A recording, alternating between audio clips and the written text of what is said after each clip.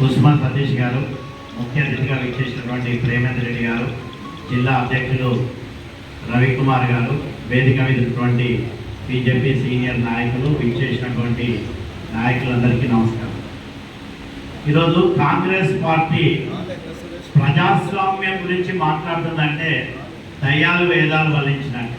అంతకు తక్కువ కాదు, ఎక్కువ కాదు.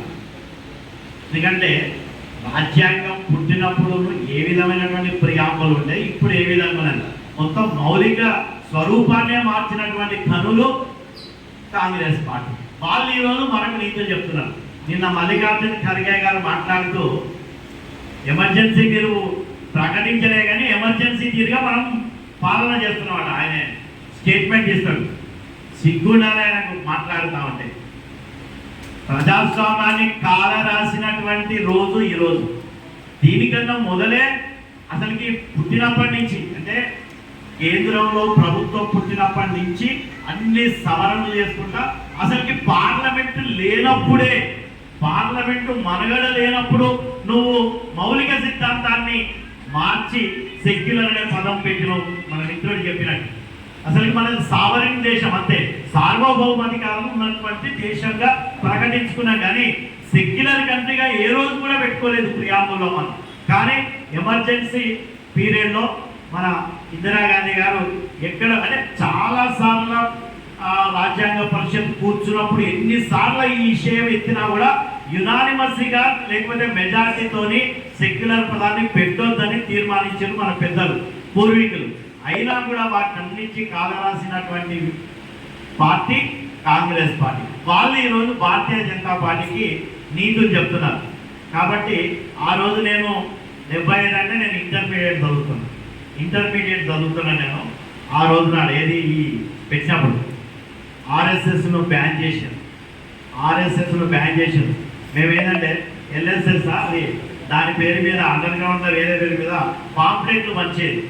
ఎమర్జెన్సీకి వ్యతిరేకంగా పాంప్లెట్లు వచ్చే కార్యకర్తగా పనిచేసిన నేను ఆ రోజు 75లో ఇంటర్మీడియట్లో. అది గుర్తొస్తున్నది ఈరోజు. చాలా అంటే వెళ్ళి ఈ యొక్క పాంప్లెట్ ఇవ్వాలంటే కూడా భయపడేదా ఆ రోజు. ప్రింట్ అయ్యేది, ఎక్కడి నుంచో వచ్చేది, ఎక్కడి నుంచో పోయేది, అందరినీ సమీకరించి చిన్న చిన్న మీటింగ్లు పెట్టి దీనికి వ్యతిరేకంగా. ఎందుకంటే ప్రెస్ బ్యాన్ చేసారు, ఎన్నో సంస్థలను బ్యాన్ చేసారు, మన నాయకులందరినీ లోపడేసారు. అసలు ప్రజాస్వామ్యం అంటే ఏ లేదు. అప్పుడు మేము ఏ వీటిలో ఉన్నాం చెప్తున్నా. అట్లాంటి వాళ్ళు ఈరోజు భారతీయ జనతా పార్టీకి నీతులు చెప్తున్నారంటే ఇది చాలా అపహాస్యమైనటువంటి విషయం.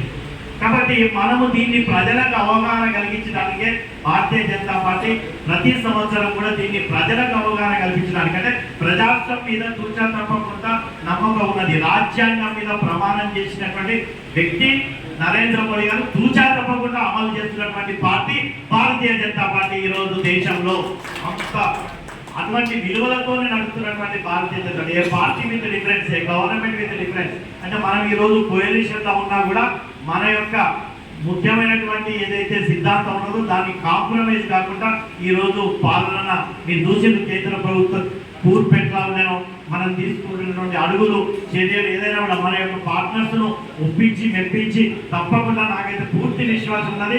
మనం 5 ఏళ్ళు మన ఎజెండా ఏదైతే ఉన్నదో మన యొక్క జాతీయ ఇంటిగ్రిటీని కాపాడుకోవడం, మన ధర్మాన్ని కాపాడుకోవడానికి మన పార్టీ ఎల్లవెల్లా మనం పనిచేస్తే తెలియజేస్తూ, ఆ రోజు ఎమర్జెన్సీ కాలంలో ఎంతో మంది అసలు పట్టిన వాళ్ళందరికీ ఘనంగా నివాళులర్పిస్తూ ఈ అవకాశం ఇచ్చిన పెద్దలకు ధన్యవాదాలు ఎంతో ముగిస్తున్నాను. భారత్ మాతాకి